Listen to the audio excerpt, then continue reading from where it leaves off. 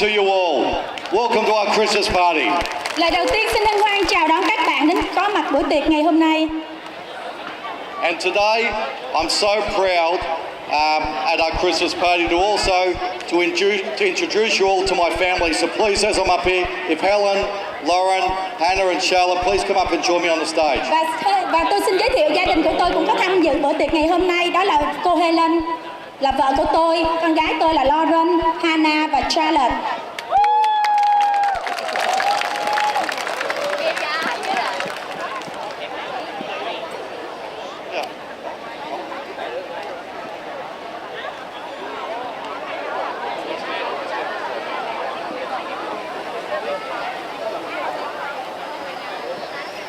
Okay.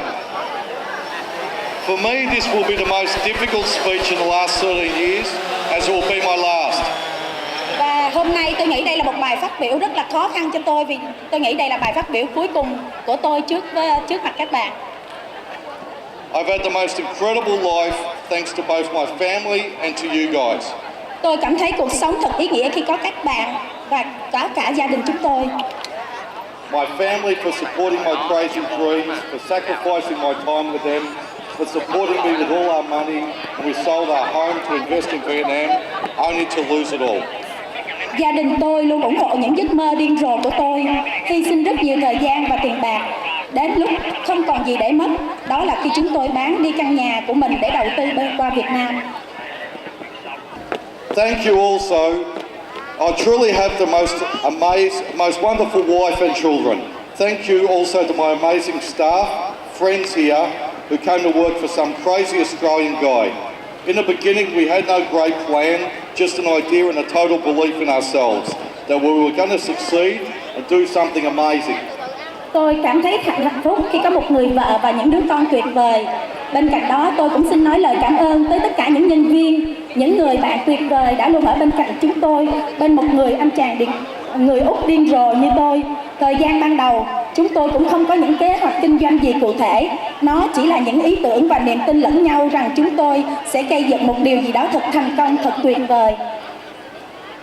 If you listen to me in my emails, if you listen to me speak, it has always been we. It was never me. This has always been a team effort. As one, we are weak. Together, and now 1,000 people, we are strong. We can achieve anything. Nếu bạn lắng nghe hay là những lời phát biểu của tôi và trong những cái email của tôi thì tôi luôn nói là chúng tôi và chúng ta. Tôi không bao giờ dùng chữ riêng là mỗi cá nhân của tôi. Bởi lẽ đây là sự nỗ lực từ nhóm trong tất cả các bạn. Và khi chúng ta, nếu mà mình tôi thì tôi không thể thành công được như ngày hôm nay. Do đó, với số lượng giờ đây chúng ta có trên 1.000 nhân viên, chúng ta sẽ mạnh mẽ và làm được mọi thứ, tôi nghĩ là như vậy. And I'm so very proud to be able to offer the opportunity for you, young people, to come and be part of the Platinum family. I thank you for making me so welcome, inviting me to your weddings and to your homes, sharing some great times at our parties. Và tôi cũng rất là tự hào khi đưa ra những cơ hội cho các bạn và trở thành một thành viên của đại gia đình Platinum Global. Cảm ơn các bạn rất nhiều đã làm cho tôi cảm thấy thật vinh dự, thật nhiều sự chào đón khi mời tôi tham gia những bữa tiệc đám cưới, bữa tiệc gia đình của các bạn, cùng chia sẻ những khoảnh khắc tuyệt vời đó. It has been my honor to see you developing your careers, to watch you get married, start your own families, to see your little ones each year playing at our parties. When I miss my own children, it gives me great pleasure to be surrounded by our Platinum little ones. I have such high expectations of you all, as I do for my own children, as I've proven over and over what young people are capable of if somebody believes in them and given a chance. Và cũng thật là một niềm hãnh diện lớn khi được nhìn thấy sự phát triển nghề nghiệp của các bạn trong thời gian qua. Chứng kiến các bạn bắt đầu có những gia đình nhỏ của mình, nhìn ngắm những đứa bé vui chơi tại những bữa tiệc công ty, nó làm cho tôi nguôi đi nỗi nhớ các con của tôi khi vui chơi với những đứa trẻ của Platinum Global. Tôi có một sự kỳ vọng rất lớn với tất cả các bạn ở đây cũng như những đứa con của tôi. Lý do tôi nói lên điều này vì bản thân tôi đã chứng minh được rằng các bạn trẻ có mọi khả năng làm bất cứ điều gì chúng ta tin tưởng họ. To be honest, it still does not seem real to be not here with you next year. But I'm also looking forward to trying to be the best husband and father I can be. I can never make up for lost time with Helen and my girls. but they have understood I needed to finish what I have started. We have now 1,000 families relying on Platinum Global. I am so confident in the company that I leave behind will continue to grow, develop, but somewhere always in our DNA will there always be Andrew's way. Thật lòng mà nói thì chưa chắc năm sau tôi sẽ gặp lại các bạn. Nhưng hiện tại đây tôi vẫn cố gắng là một người chồng tốt và là một người cha tốt nhất. Vì tôi biết tôi không bao giờ bù đắp được những khoảng thời gian mất đi vừa qua với Helen và những đứa con của tôi. Đã đến lúc họ hiểu rằng tôi cũng nên gác lại những gì tôi bắt đầu. Bởi giờ đây chúng ta có tới 1.000 gia đình nhỏ ở tại Platinum Global đang vẫn dựa vào sự thành công hơn nữa của công ty trong tương lai. Tôi hoàn toàn tin tưởng vào sự phát triển của công ty ngày nay, cả khi tôi có bỏ nó lại phía sau. Nhưng một góc nào đó trong gen di truyền của công ty, hay còn gọi là DNA, sẽ vẫn luôn là đường lối của Andrew. There are so many individuals here I need to thank. Phải nói là có rất nhiều cá nhân ở đây tôi muốn nói lời cảm ơn. So I hope each and every one of you know who you are, and even though time does not allow me to thank every one of you in person, please know that I'm grateful for all our time together. Tôi hy vọng các bạn cũng tự biết các bạn là ai rồi, mà mặc dù thời gian không cho phép tôi nêu tên tất cả các bạn ở đây, nhưng xin làm ơn hiểu rằng tôi vô cùng biết ơn thời gian qua các bạn đã luôn sát cánh bên tôi. I would also like to recognise Miss Q. And in fact, Miss Q, please come back. Xin mời chị Kiều lên sân khấu ạ. Miss Q and I are from very different cultures and backgrounds. Chị Kiều và tôi đều xuất thân từ những nền văn hóa và lý lịch khác nhau. When Miss Q came to Platinum Global, her English was terrible and I was a very angry guy. Khi mà cô ấy bắt đầu làm việc cho Platinum Global, tiếng Anh của cô ấy phải nói là thật khá là kinh khủng và tôi đã hơi giận dữ. I wanted everything now and my way. Tôi muốn mọi thứ luôn được nhanh chóng và hoàn thiện. Miss Q quickly learned how to make me think it was my way, but really she pushes me a little bit to the Q way. Miss Q đã nhanh chóng học cái cách mà tôi nghĩ tôi làm nó là đường lối của tôi, nhưng thực ra cô ấy đã đưa một tí đường lối của cô ấy cũng vào cái hành trình đó. Anyone who knows Miss Q knows that's true. Mọi người cũng biết là Miss Q rồi đó. We have formed a great friendship and I trust and respect her very much. Giữa chúng tôi có một tình bạn rất là tuyệt vời và tôi hoàn toàn tin tưởng và trân trọng cô ấy. I ask you please put your hands together for Miss Q. Thank Xin you các very bạn much. một tràng pháo tay ạ.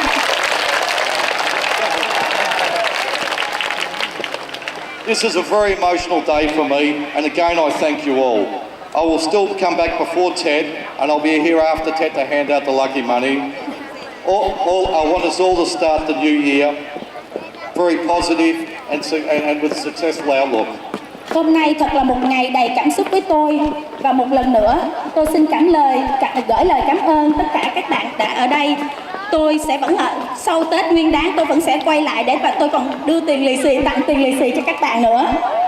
Tôi cũng chúc các bạn một năm mới thật đầy đủ và nhiều thành công, và lời cuối cùng xin chúc các bạn những gì tốt đẹp nhất. And in closing, I'd just like to say thank you all very much, and I do love you all very, very much. Thank you so much. Một lần nữa rất cảm ơn các bạn và tôi rất yêu các bạn.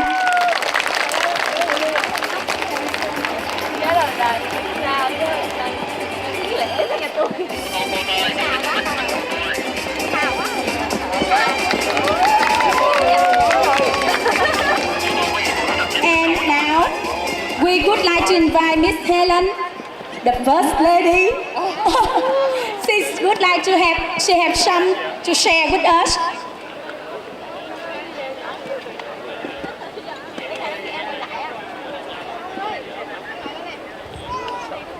Welcome. Xin thân ái chào các bạn. For all of you who do not formally know me, my name is Helen, and as you may have already guessed, I'm Andrew's wife. Với những bạn chưa chính thức biết tôi xin giới thiệu tôi tên là Helen, và các bạn cũng có thể đoán được là tôi chính là vợ của Andrew. Many of you may know Andrew as your boss, or maybe that guy who talks really fast, or perhaps as Santa Claus, or even for a few of you, a friend. But to me, he is just Andy. Nhiều người trong các bạn biết Andrew là một người sếp, hay có thể ông ấy là một ông bác nói rất là nhanh, nói nhiều, hay có thể là một ông già Noel, hay cũng có thể là một người bạn. Nhưng với tôi, ông ta chỉ là Andy. I can see Andrew going all shades of red right now,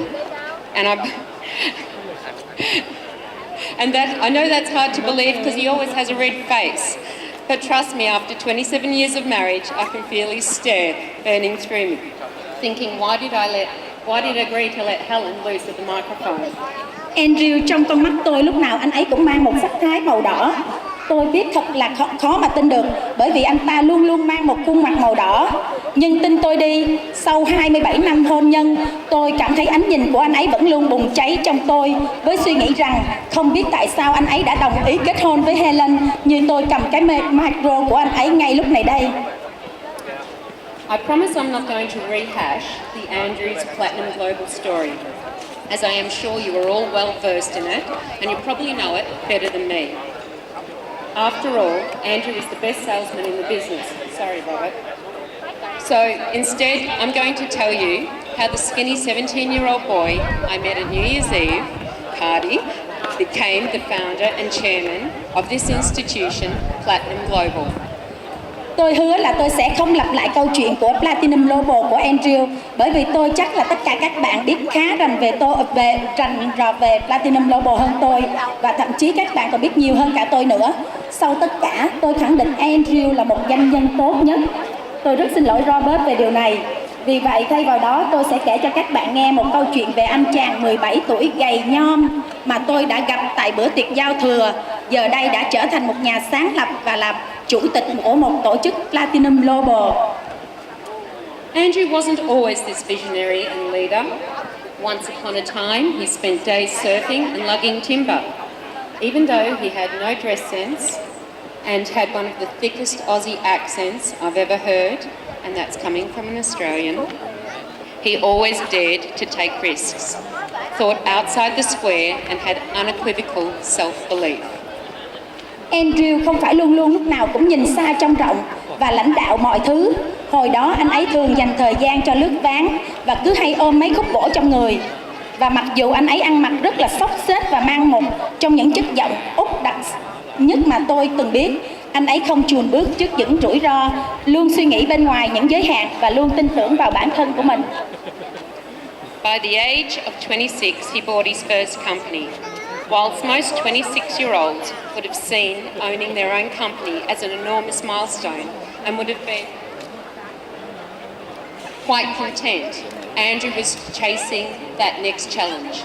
I can tell you, to this day, to this moment, he's never stopped chasing that challenge, that adventure, that dream.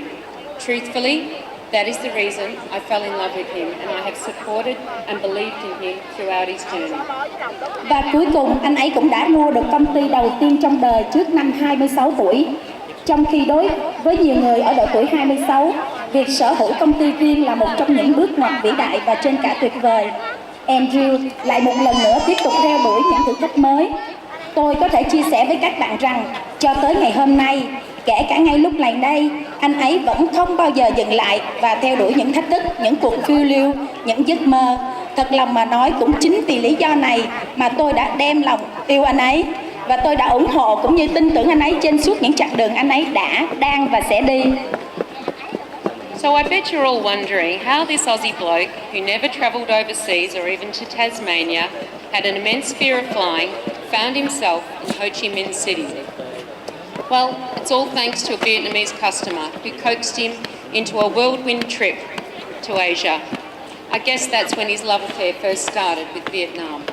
Vì vậy tất cả các bạn đều thắc mắc là làm thế nào một anh chàng giọng Úc đặc như thế này, một người mà chưa một lần du lịch đến nước ngoài hay thậm chí là tới Tasmania, một hòn đảo nhỏ thuộc lục địa của Úc, và thậm chí là lúc nào cũng mang trong người một nỗi sợ đi máy bay, cuối cùng lại tìm thấy mình tại thành phố Hồ Chí Minh. Phải nói là vô cùng cảm ơn đến một khách hàng Việt Nam, người ấy đã mang anh ấy tới cuộc phiêu lưu ở châu Á. Tôi đoán đó là khoảnh khắc anh ấy lần đầu tiên phải lòng với đất nước Việt Nam. Now, I've always trusted Andrew 150%. Well, that's until we first moved to Vietnam in 2006. That is also when I learnt Andrew is such a great salesman that he sold me a completely different reality to what I experienced. Don't get me wrong, Vietnam is a second home to my family, and I love immersing myself in the culture, cuisine, and of course the shopping. However, he failed to tell me to bring a lifeboat for the monsoon season. He failed to mention I had to walk the dog with a baseball bat because of rabid dogs that might attack us. And he also failed to mention that Western dogs are often kidnapped and held for ransom. And he also failed to tell me that traffic rules were optional and I had to risk our lives just crossing the road. Cho tới thời điểm hiện tại, tôi luôn tin tưởng Andrew 150%. Đó là khi chúng tôi theo Andrew và đầu tiên đến Việt Nam vào năm 2006. Đó cũng là khi tôi nhận ra rằng Andrew là một anh chàng kinh doanh giỏi. Bởi vì anh ấy đã chào hàng cho tôi một thực tế hoàn toàn khác với những gì tôi đã nghe về Việt Nam. Nhưng làm ơn đừng hiểu lầm tôi nhé. Tôi rất quý Việt Nam và xem Việt Nam như là ngôi nhà thứ hai của tôi. Tôi vô cùng yêu quý con người, văn hóa, các món ăn và dĩ nhiên tôi cũng yêu việc mua sắm ở Việt Nam nữa. Thế nhưng Andrew đã không nói với tôi nên mang một chiếc thuyền vào mùa mưa lũ. Anh ấy cũng không nói với tôi rằng dẫn chó cưng đi bộ nên mang theo một gậy bóng chày phòng hờ chúng bị tấn công bởi những chú chó dại bên đường. Và Andrew anh ấy cũng không đề cập đến những con chó phương Tây thường xuyên bị bắt cóc tống tiền.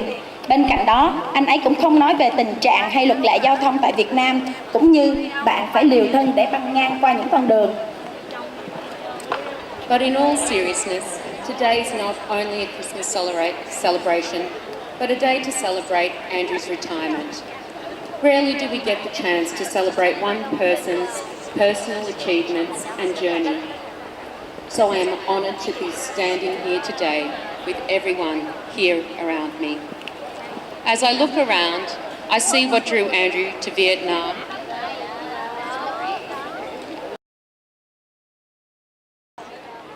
A young, intelligent, educated demographic of people who still embrace traditions and culture whilst moving forward with technology.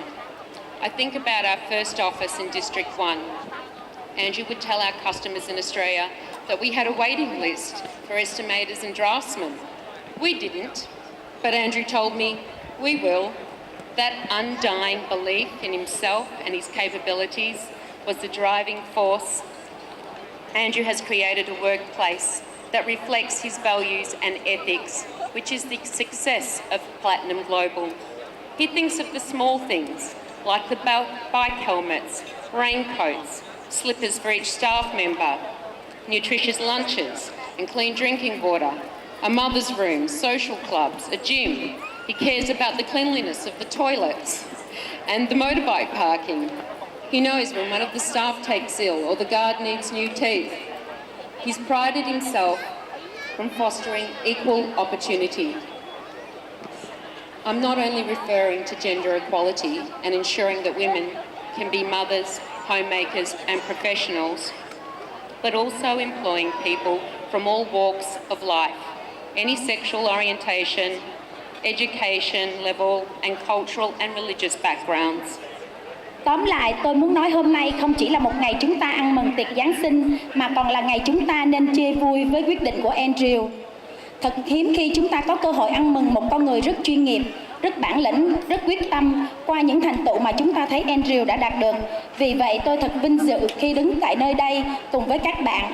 Khi một thoáng tôi nhìn xung quanh, tôi có thể thấy những gì Andrew đã vẽ nên trên mảnh đất này.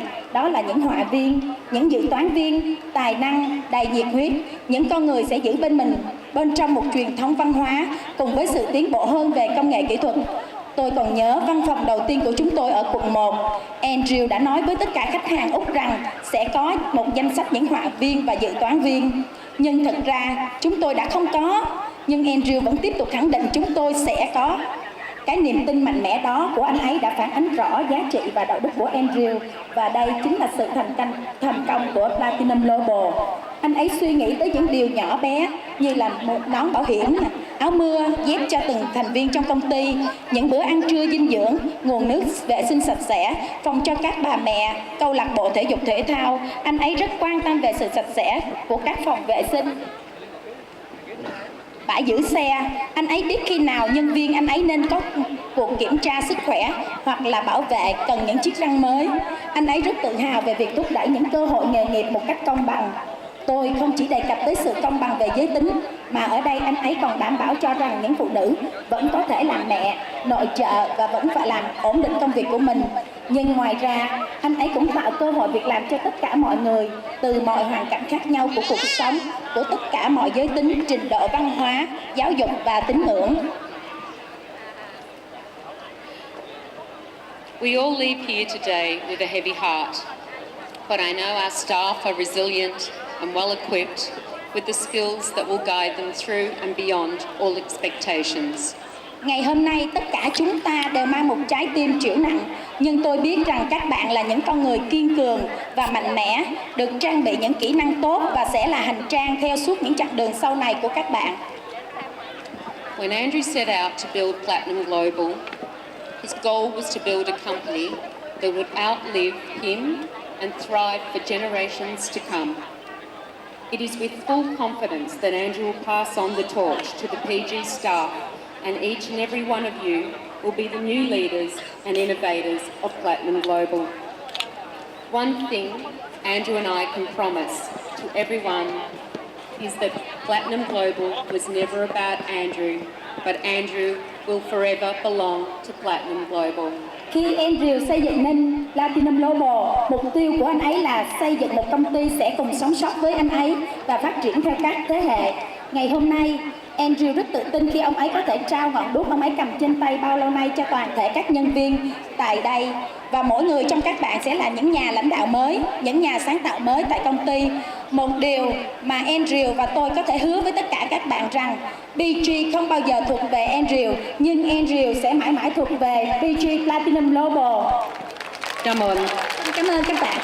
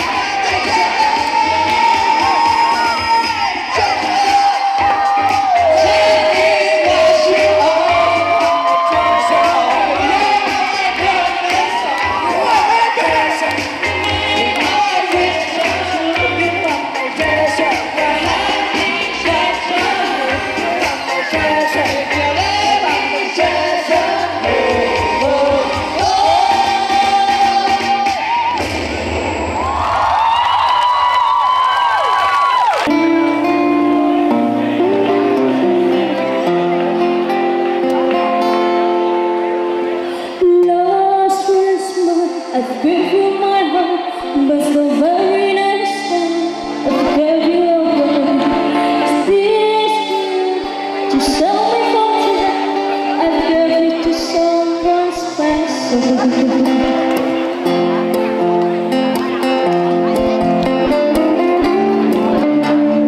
Nhiệt đới trên vai em buốt chân cho anh mơ mộng.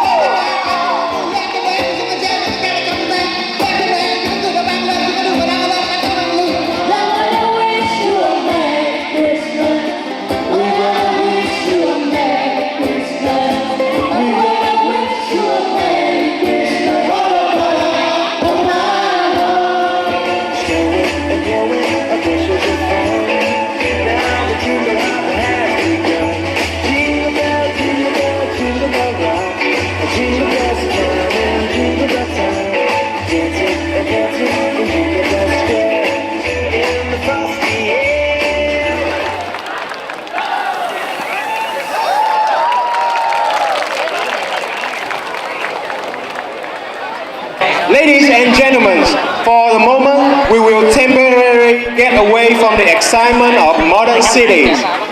Together, we will explore the antiquities in Vietnamese musical culture with the sweet guidance from Team Kalaos with the performance Bulan Razor.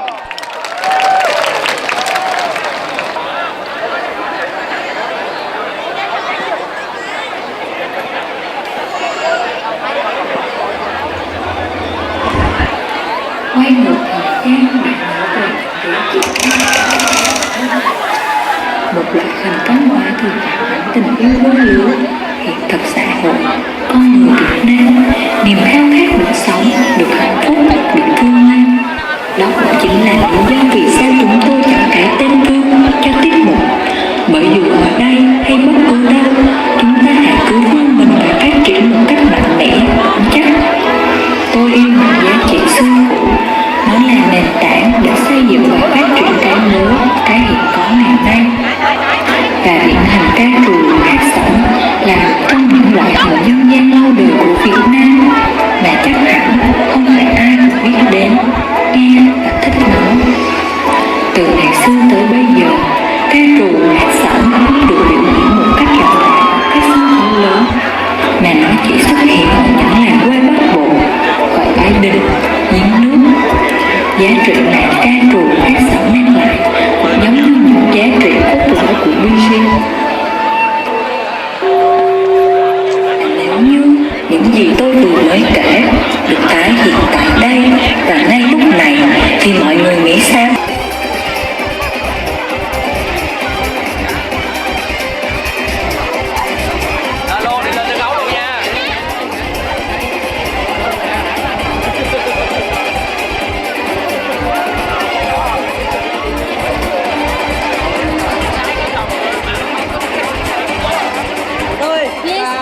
Vòng đầu tiên của chúng ta đã tìm ra được 5 chủ nhân may mắn của vòng đầu tiên và các bạn hãy cho một tràng pháo tay thật lớn đi ạ. Thank you. Xin cảm ơn tất cả các bạn rất nhiều ạ.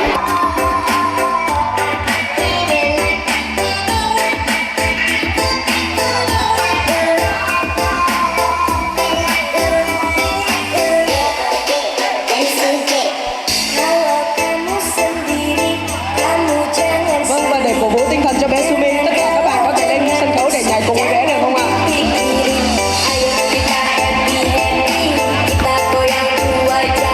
Xin mời mọi người cùng vỗ tay thì biểu nhạc để ủng hộ cho bé Sumin chúng ta.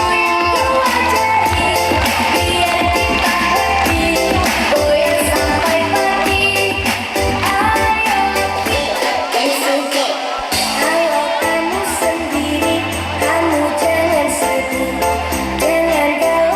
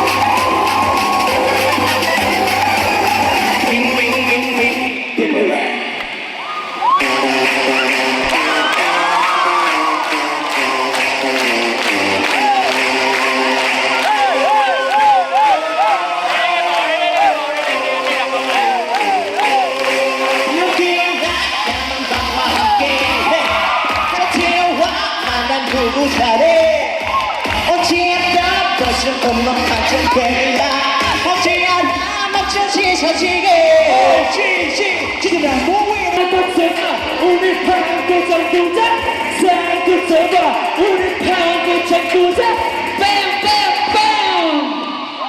반대쪽까지 우리 순간에 제발 가져 하는 이 순간에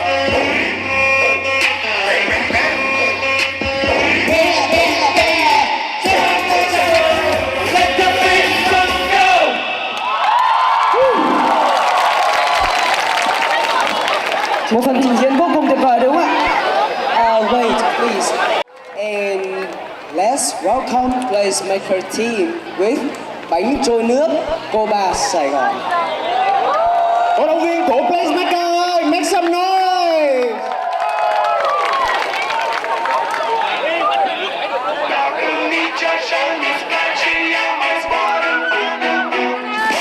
Zile zile, zile zile, ya listen gal mile mile, mile mile pe maidan pentru tine tine să-ți dau un radar cel mai de preț, dar fără niciun man ganja, iarba sunt inutile tine, numai tu știi viața mea are bile bile, în Jamaica sau în Chile Chile, inima face bom bom numai pentru tine. Numai pentru 我们一起睡猫觉，一起喵喵喵喵喵，在你面前撒个娇，还有喵喵喵喵喵，我的心脏。 Going down for real.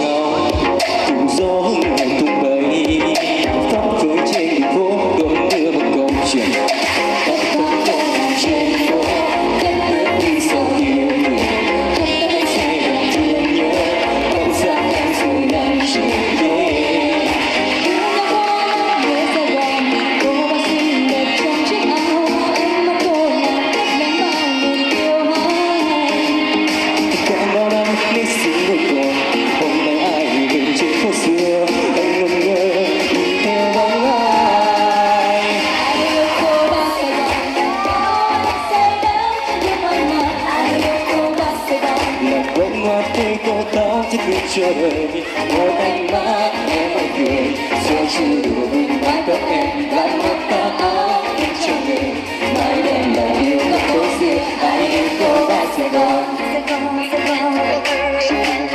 ai yêu cô và Sài Gòn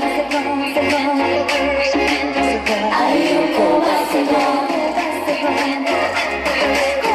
ai yêu cô và Sài Gòn ai yêu cô và Sài Gòn.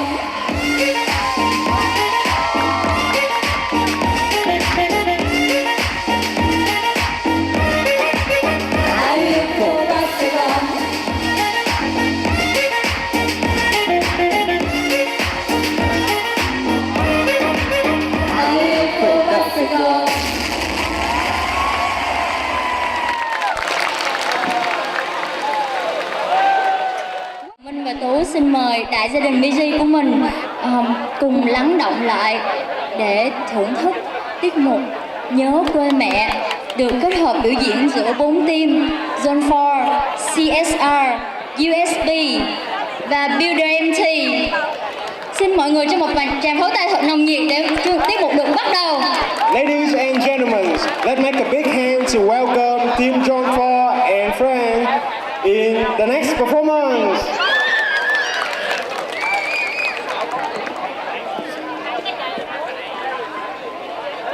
A mother is special.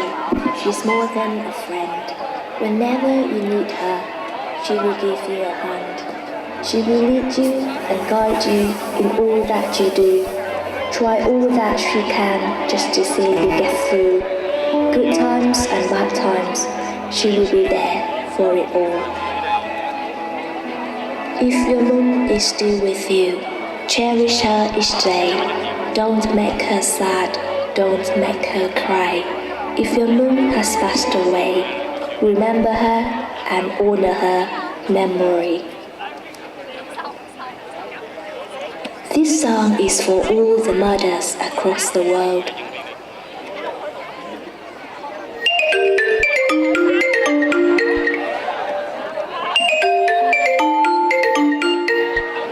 Alo, thằng Bảy đó hả con? Alo, ủa mẹ hả mẹ? Sao mẹ biết con gọi mẹ bắt máy nhanh vậy mẹ? Thì hôm bữa bay nói giờ này bay gọi cho mẹ nên mẹ đợi nè. Dạ mẹ có khỏe không mẹ?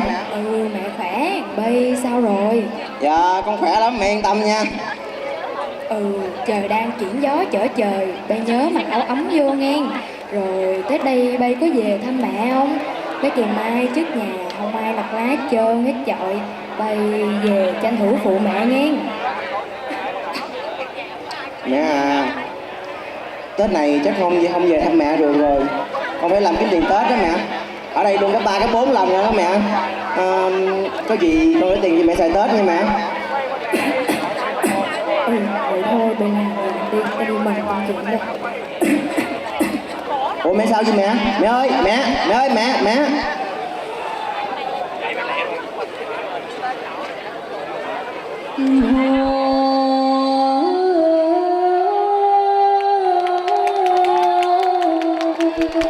Núi nào cao bằng núi cao tình mẹ, nước nào mặn bằng nước mắt mẹ hiền.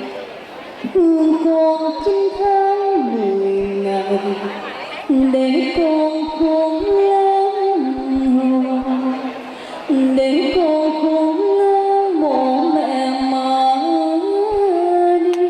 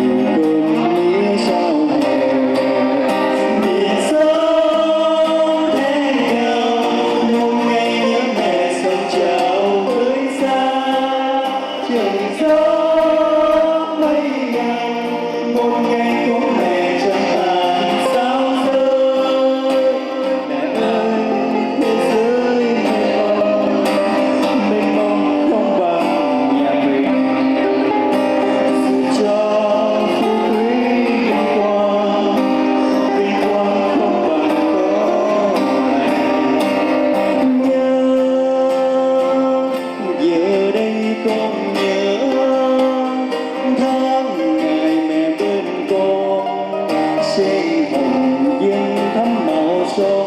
Mẹ ơi con nhớ công ơn biển trời, chiều ngày mưa rớm sao hè, ngồi đây anh vẫn như mẹ. Trèo lên dãy núi thiên hà ôi à, mẹ tôi về đâu? Ngàn năm mây trắng bay theo ôi à, mẹ ơi mẹ về đâu? Đây anh vẫn như mẹ, gọi thầm hai tiếng mẹ ơi.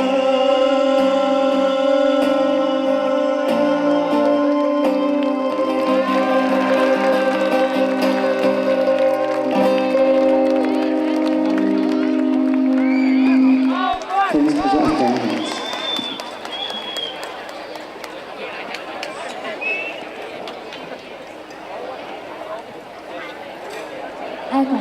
Ai còn mẹ xin đừng làm mẹ khóc, đừng làm buồn lên mắt mẹ nghe không.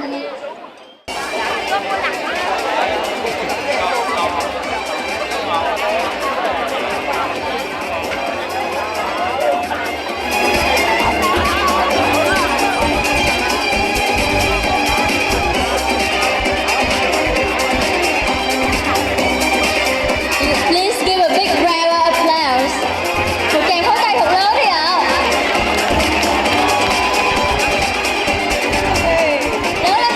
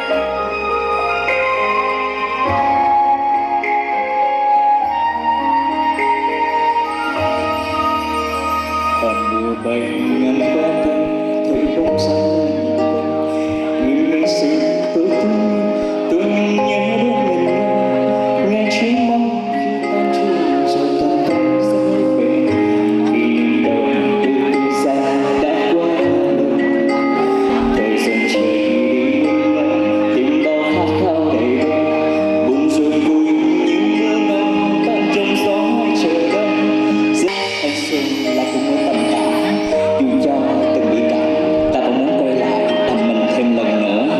Nhưng ai cũng biết rằng thanh xuân không là mãi mãi, quá khứ dù đẹp thì cũng chỉ là những kỷ niệm.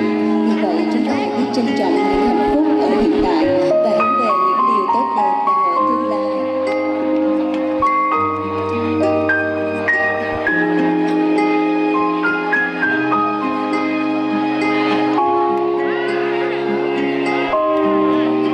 Và khi đó quý sẽ sống thật trang đổi mới mạnh mẽ hơn và yêu đời hơn.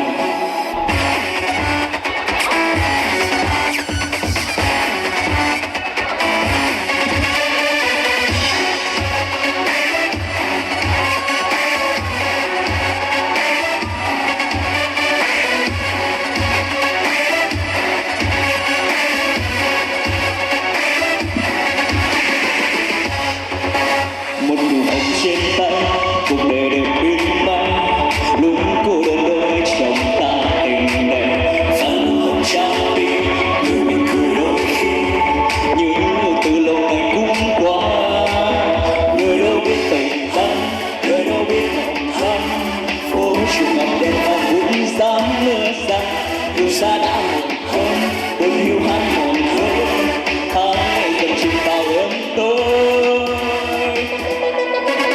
những người đã đến như ánh mặt trời chiếu tia nắng rạng ngời soi trong tâm tim ta ấm áp bao nhiêu niềm vui mình sáng lên suốt cuộc đời sẽ mang đến nụ cười hân hoan ta với tên ngày mới.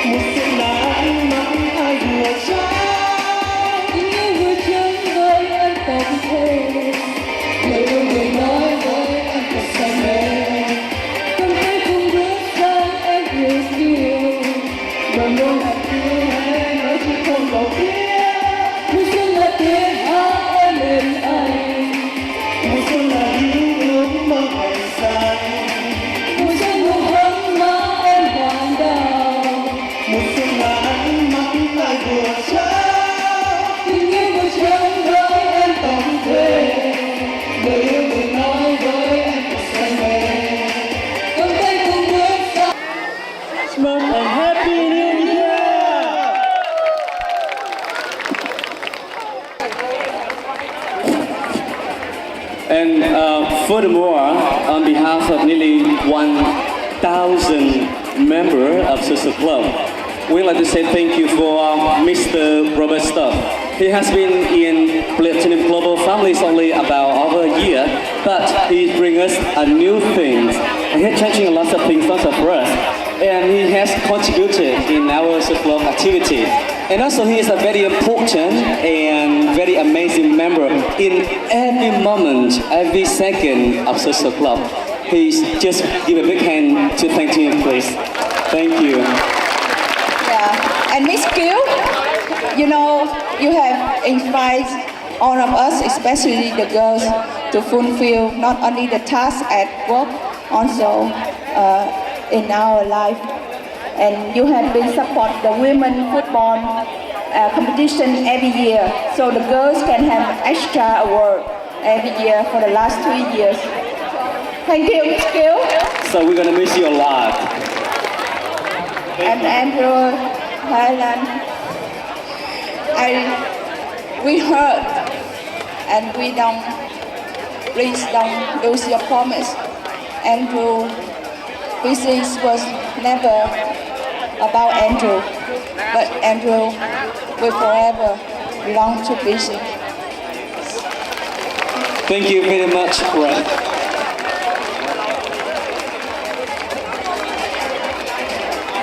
Các bạn thân mến, đây là những cái ôm rất là dễ thương, phải không ạ? Cái ôm đây là một sự tri ân rất là mặn nồng từ chị Linh dành cho Andrew và Miss Kiều. Một cái hôn nữa, cả đại diện của chị Linh và cho cả Social Club nữa các bạn ạ. Như vậy, vâng, và giọt nước mắt đã rơi nhẹ rồi trên má của cô Kiều và chị Linh nữa. Thì hy vọng rằng một lời chúc mừng, một lời chúc sức khỏe đến cô Kiều, đến Andrew, Helen và Mr. Stubbsy. Thank you very much.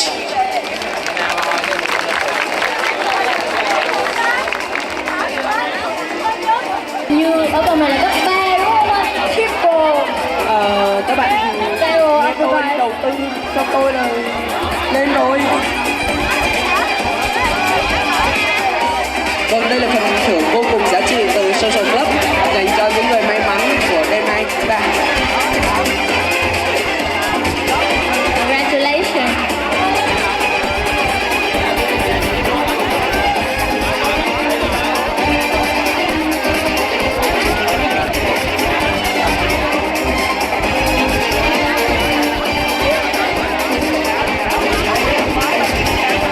Oh my God, it's big. Really, Very, very big. really big.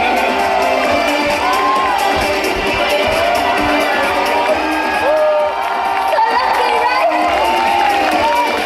Nặng thật các bạn ạ, không phải nặng đã.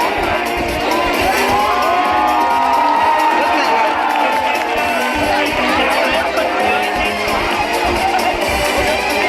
Okay, let's give them big hands. Một tràng pháo tay nữa. Các bạn đã sẵn sàng cho giải thưởng của chúng ta chưa ạ? Và các bạn ơi, tất cả 9 đội tham gia sẽ đều có giải. Ai muốn là người nhận giải xin giơ tay ạ. Me. Các bạn có biết không ạ? Hai MC của chúng ta đều là những ca sĩ diễn viên của các nhóm. Nhưng tuy nhiên nó là sẽ không hề có bất kỳ một sự thiên vị nào cả. Dạ, và sẽ không để các bạn chờ đợi lâu nữa, chúng ta sẽ công bố giải thưởng ngay sau đây.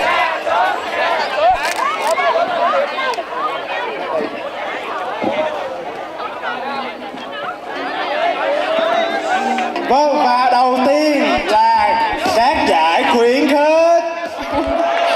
Vâng, xin được mời 6 team sau đây lên sân khấu ạ. 6 constellations prize for Black Band. Team Black Band. From Dennis. From Dennis, please come to the stage. Black Band. Vâng, có một sự tiếc nuối không hề nhẹ và không hề muốn lên nhận quà. Yeah. Các bạn có muốn lên nhận quà không ạ? Okay, This is Korean so boys. This is so sad. Vâng, ở trên đây là 6 đội với phong cách trình diễn vô cùng đặc biệt, với tình yêu dành cho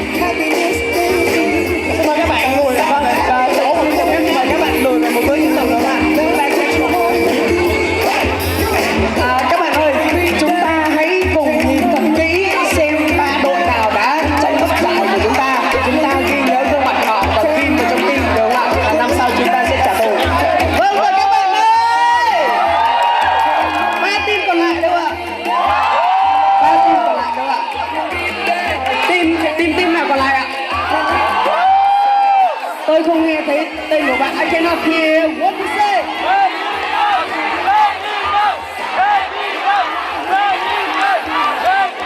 Bạn nghĩ là ai sẽ được giải ba?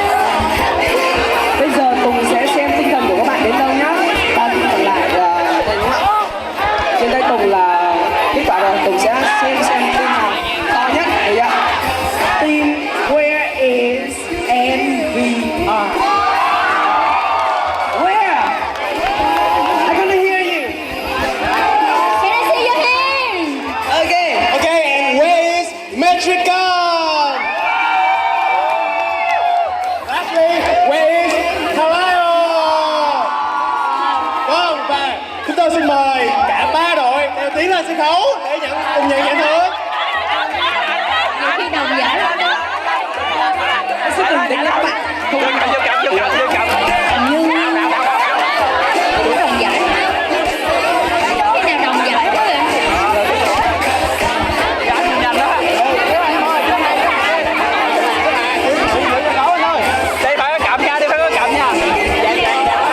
Hy vọng là sân khấu không có sập. Team Metricon đâu ạ? Đây chỉ cần rồi. Rồi, các bạn ơi không nhún nhá, sập. Khoan hãy nhún. MC ơi, chúng ta có thể đi xuống dưới được không ạ? Dạ dạ. Cho MC xuống đâu, cho MC xuống.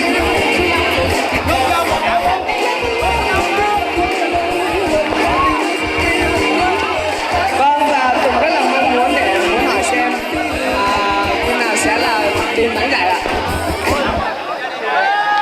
Vâng, và một lần nữa cho Tùng hỏi team NVR, where are you? Where are you? NVR? Once more. Yeah.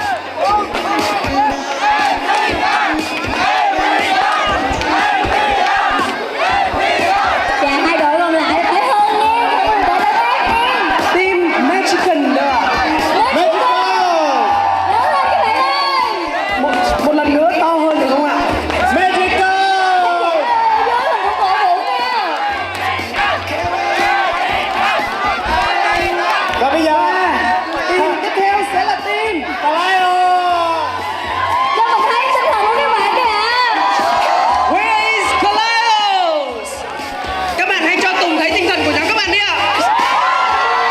To hơn nữa được không ạ? To hơn nữa được không ạ? 1, 2, 3. Vâng, và chúc mừng các bạn đã được giải ba.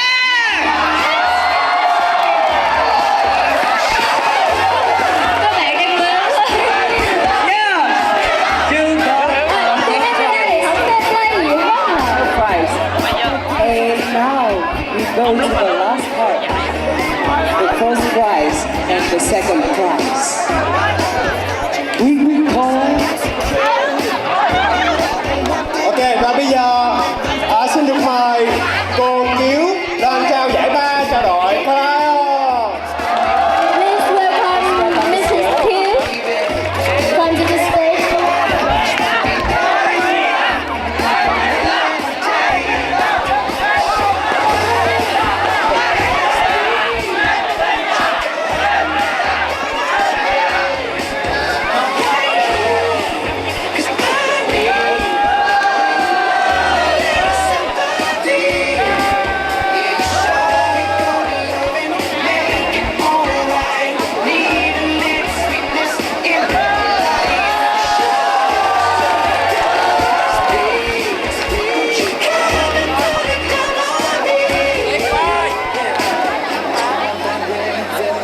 Vâng, và chúng ta sẽ đến phần cuối của chương trình.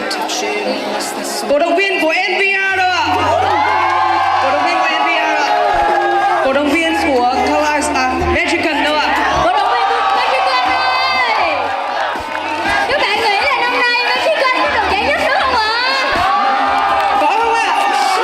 Có không ạ? Vâng, và sau đây sẽ không để cho các bạn chờ lâu nữa. I going to the first prize Please, congratulations to team team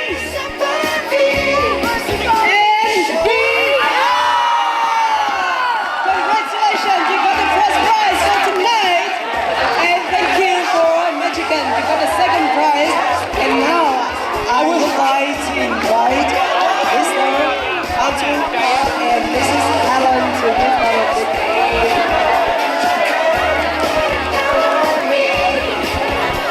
Mr. Andrew Carr and Mrs. Tyler, please come to the stage. Yeah, we can go with her daughter. Vâng, dù kết quả có như thế nào đi nữa thì các bạn hãy cho tất cả mọi người thấy tinh thần PG của các bạn đi ạ, được không ạ? Các đội còn lại cũng đừng có buồn nghe, tại vì thì mình thấy là tiết mục nào cũng hay, tiết mục nào cũng công phu hết á.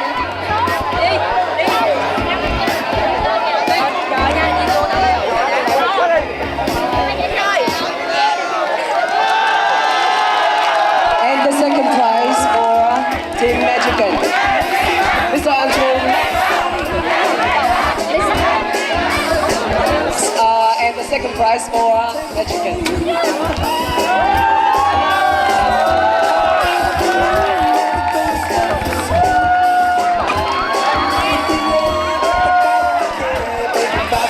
Vâng, và cho MC lên trên đây ạ. Và cho MC được đứng cạnh con gái của Antoine ạ.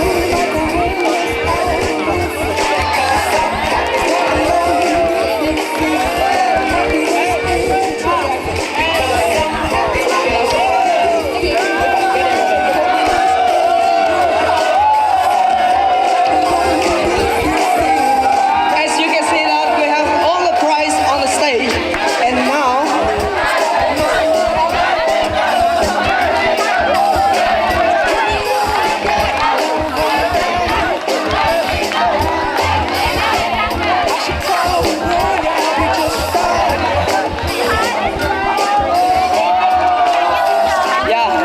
rất là phấn khích đúng không ạ? Và đêm nay chúng ta đã tìm được chủ nhân của những giải thưởng. Và sau đây thì Social Club rất cảm ơn tất cả những team đã dành thời gian để tập luyện và dành cho chúng ta một đêm Merry Christmas và Happy New Year very nice. Cảm ơn các bạn cũng đã ở lại đến cuối chương trình của chúng tôi ạ. Ladies and gentlemen, on behalf of organizing team, company Platinum Global, we would like to send a huge thanks to all our customers and the whole staff for being with us during our Merry Christmas and Happy New Year 2019. tonight. Thank you so much and have a good night.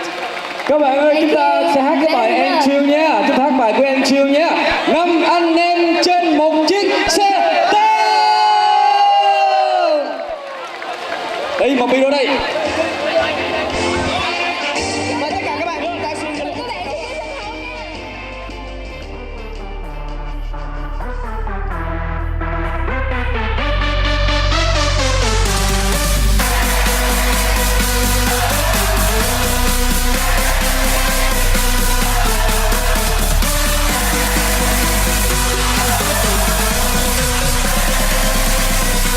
Listen to the drop and fucking lose it.